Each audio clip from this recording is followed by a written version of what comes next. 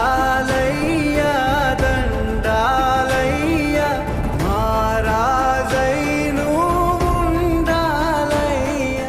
ఈ 58 నెలల్లో ప్రజల కోసం మీ బిడ్డ 130 సార్లు బటన్ నొక్కాడు.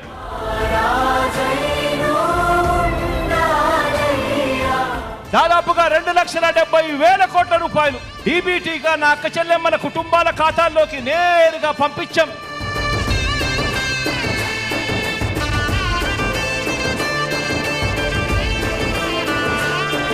దేశ చరిత్రలోనే ఇదొక రికార్డు.